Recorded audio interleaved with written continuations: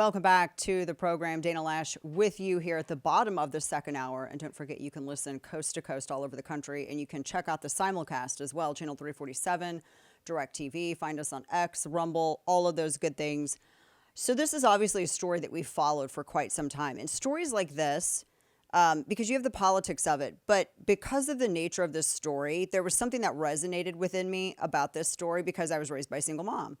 And so, this kind of story hits me a little bit more personal than I think some of the other stories that I talked about, because I know, the struggle that kids feel when they grow up. And, you have daddy-daughters dances, and you have all of these huge issues in you get married, you have these huge issues in your life, and you don't have a very significant person there with you to take part in that. And it's even worse when it's a decision that that person makes, not because of death or anything else like that. So, and I think I've talked to you guys about this before, and I've always just felt very enraged on behalf of my next guest because of this. Lunden Roberts, I think, is an incredibly brave person, because I can't imagine stepping out into the storm of this political, catastrophe, whatever you want to talk, however you want to call it.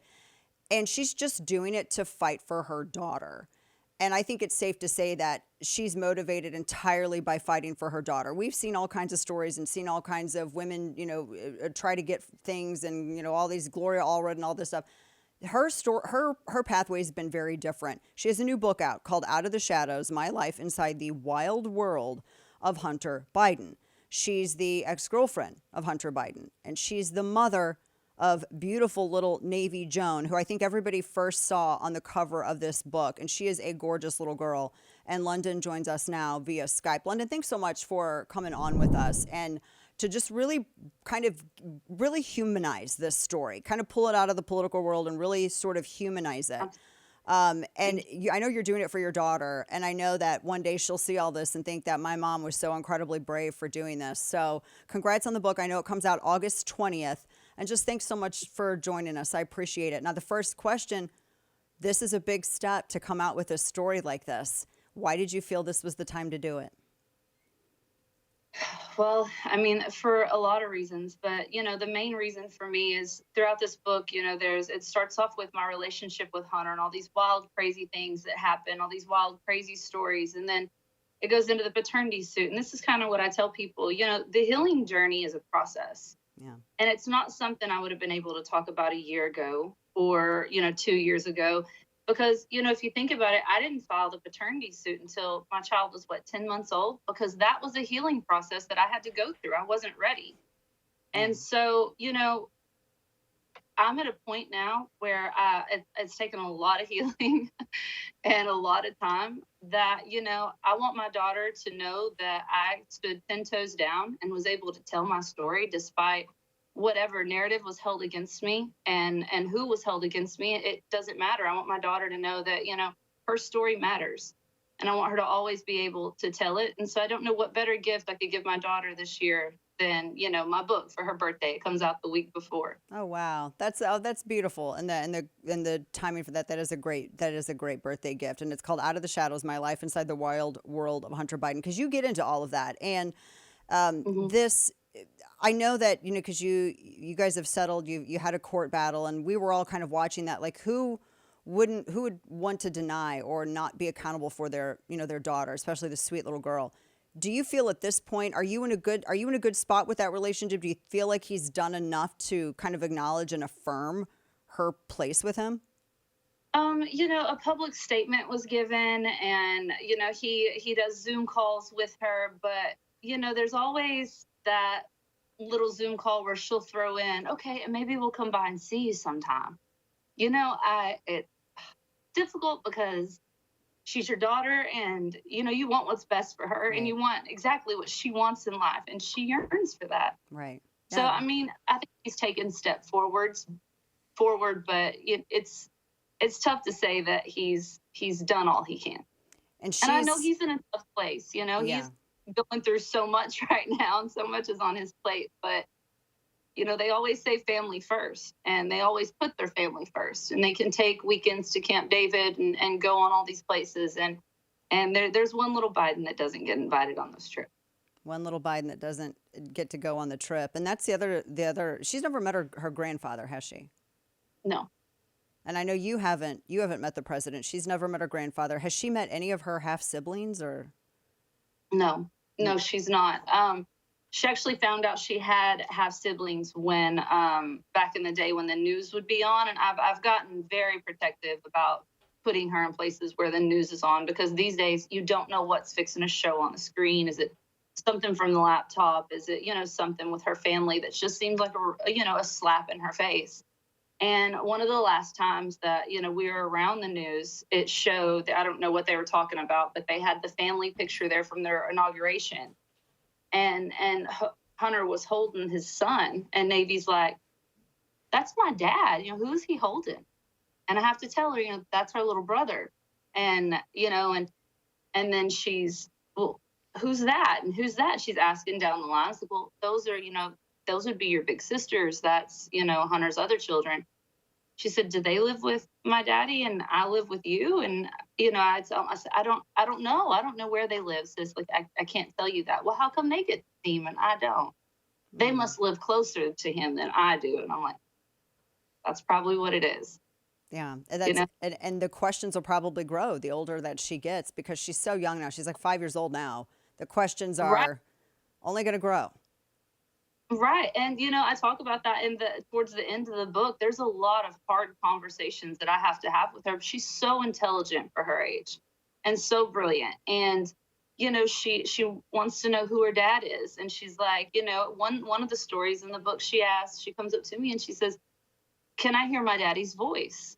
And, what do you do? So the only thing I could think of was to Google the eulogy that Hunter gave at Bo's funeral, where, he says when he woke up from a car accident, and he says, he can hear Bo saying, "I love you, I love you, I love you." And my daughter's looking at this phone screen watching it, and she just whispers back to him, "I love you," and kisses the screen. And of course, it's heartbreaking, because he doesn't even know how much she loves him. Right. And it's sad.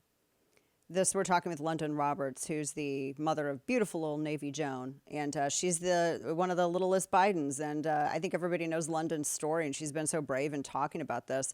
I know that there was discussion about the name, like whether your daughter was going to have his name, and he had said that he wanted to protect her. It was like for security purposes, and that's why he didn't want her to have his last name. But everybody knows that that's his daughter, which seems sort of like a defeating argument for him to make. I mean, what is the resolution on that? Is she ever going to have the Biden name? The last him and I had talked about it through the child support dispute, which was also the first time I had talked to him since I had been pregnant.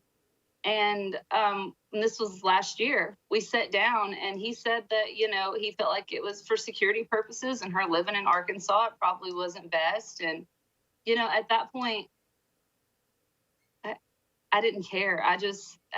He wants to, develop a relationship with her through Zoom and through art. And at the end of the day, I felt like my daughter won, because that was Father's Day that she was getting a dad, like whether it's over Zoom calls or whatever, this person that she has yearned for so much and wanted to meet, she's finally seeing, even if it is on a phone screen. And we'd actually decided that, one day when she's old enough, she chooses her last name. Then that's good for her. I'm glad that she's getting that she's at least getting like somebody there, like something that, he's taking that spot. You mentioned when you were pregnant. And I read, and I know that this was something that was discussed, I think, during y'all's your court battle. The time that you were pregnant, because I know that you worked at Rosemont Seneca, and there was a story that I don't think a lot of people know about, that it just seemed to sort of just flutter out of the press. And it was the story about how, you were on the company insurance, and then you're pregnant, and you get kicked off the company insurance. And there are all of these text messages where, Hunter apparently, was kind of behind removing you from being insured while you were pregnant. And I was reading this, and I was really angry I was absolutely livid on your behalf, because, I've got kids, and I know how terrifying all of that is. And you're dealing with, health insurance and your doctor's checkups, and you don't want the added stress of that on top of it. Can you talk about that? And how did you even find out about it? Well, I found out because his assistant had texted me and told me that this would be my last week on the payroll and stuff, and Hunter wanted to relay that message, because he couldn't talk to me, he couldn't address me because he knew that what he was doing was wrong. He knew that he had a child on the way, and he knew all that, and so he had someone else tell me, and the rage, the heartbreak, it was just like, I knew that he was never going to take accountability and he was never going to step up. And it took time to process all of those emotions because I was in a dark place myself because I had come home and, I'm pregnant with a man who's literally abandoned me. He's not talking to me anymore. I know he's suffering from addiction and he's in a dark place. So I'm making excuses for him. It's possible that I'm carrying, one of the next first grandchildren. And think of the scandal, that this is going to cause. And then you come home to this small town and I didn't go out. I was in a really dark place, so I didn't really go anywhere. I tried to stay home. And there were so many rumors around the small town about, me being pregnant, not knowing who the father was and being ashamed. And it's like, no, I was doing that to protect him. I thought by me coming home to Arkansas and not telling anyone who the child's father was protected him. And I took all that backlash. And, then you have a child and you become a mother and you're like, there's no way when this child gets older and she asks me who her dad is, I'm going to tell her, I don't know.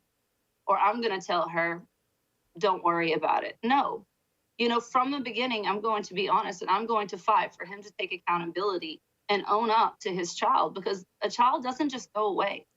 Mm-hmm. And that was something that I wanted to make very clear, especially when all those things were happening, like from insurance to, the payroll to just not acknowledging her, and I'm sending messages, letting him know, she's here, she was born, and I just get left on red. There's nothing. Left on red. And when you were told that there wasn't any money to help, with the medical expenses or to help with Navy Joan, he was buying some nice cars and spending about $500,000 on women. And there were a lot of expenses that were going out on his end. He's going on nice vacations. I mean, that's kind of jarring to see, things like that in the press. And then you're dealing with everything, protecting him, dealing with what you're dealing with in Arkansas. How did that make you feel? Hurt. There's a lot of times throughout the book, I contemplated suicide at that time in my life. I knew that, I wasn't going to do that as long as I was pregnant. But, there's a chapter throughout the book that was really, really tough for me to write. And without my co-authors, I don't think I would have gotten through it because it was, I talk about how I become the scandal and it's possible, Hunter had invested his trust in me and I let him down because I became pregnant. And so I turned into this horrible, dark place mentally. And I think that, after the pregnancy, I'll just, if I'm gone, Navy will have a better life. And, she'll be brought up by my parents who are, great people. And she'll have this backbone of support with my family. And then there won't be no scandal for Hunter because, it'll go away. If I go away, it'll go away. And, throughout the book, I even talk about in that chapter, I wrote a letter to my mom and my dad and my sister. And like the first time I fed Navy, I talk about being so detached because my cousin was holding her in the room and they bring the bottle in for the first time you feed her. And I'm just like, you can feed her. It's no big deal. And they're like, no, the first feeding has to come from the mother. And the thing that went through my head was I probably should because one day Navy's not going to have very many pictures of her mother and I, or her and her mother. So it's probably best that I do the feeding and at least one day she can cherish this photo. It got to a really dark place. And it wasn't until I found that love for my child and, a mother's love is the greatest thing on earth. Powerful. It really, and it wasn't until then that I dug myself out of that hole. And once I dug myself out of that hole, I filed for paternity and I knew that I would break down any barrier and, withhold no pity to anybody when it came down to my daughter, because that was the one person I was going to protect and be there for till the day that I died. I love that you had said that you never once thought about abortion. And I mean, here you were talking about removing yourself from the equation, but never Navy Joan. We're talking with Lunden Roberts, and I know we only have a few minutes left. I know that there's no protection, there's no Secret Service protection or any kind of security afforded to Navy, even though everybody knows who she is. You've talked about your home getting broken into. Yes. And that obviously is a huge concern. No security, though, even though she's the granddaughter of the President of the United States. Yes. And, the more I talk about it, the more it just doesn't make any sense, because she is a first granddaughter. And quite frankly, there's so much going on out there in the world that you don't know how far someone will go Right. to get at, that family. And I'll add, too, that the president has said, quote, all his grandchildren are protected by the Secret Service. And this is in multiple news articles. He has said this to the press publicly. And at least the White House has commented on it. And but Navy Joan is the one who is not afforded the same sort of protection as the other grandkids. No, Navy Joan has no Secret Service. Goodness. This, what would you, and we're again talking to Lunden Roberts, what would you say to, because not just Hunter, but maybe the first family, because it's also important that kids know where they come from and they know, the other half of their family, the other half of their, genetics, where, who their grandparents are, who their aunts and uncles are. What would you say to the family? Because since the nation sees that she's always left out, and someday she's going to see that as well. I don't even know how you prepare her for that. What would you tell the family? What would you say to them, maybe to, on her behalf? Well, in the book, Out of the Shadows of the Last, I end it with a letter to Hunter that I write to him. But, to everybody involved is, you've missed out. You have missed out on such a beautiful, brilliant child. And those are years that you can never get back. Those are things that I wish they could have been involved in. Because those are, the best years of their life, it seems, as a mother, and, watching them grow and building this foundation for them. And, you've missed a lot. And I just have to ask why. What's the point in that? She's a beautiful little girl, and you're strong fighting for her, and I appreciate that about you. And thank you for coming on and being incredibly transparent about everything. The book, which is out August 20th, you can pre-order it now. Out of the Shadows: My Life Inside the Wild World of Hunter Biden. Lunden Roberts, mother of beautiful Navy Joan. Thank you, Lunden. Thank you. Of course.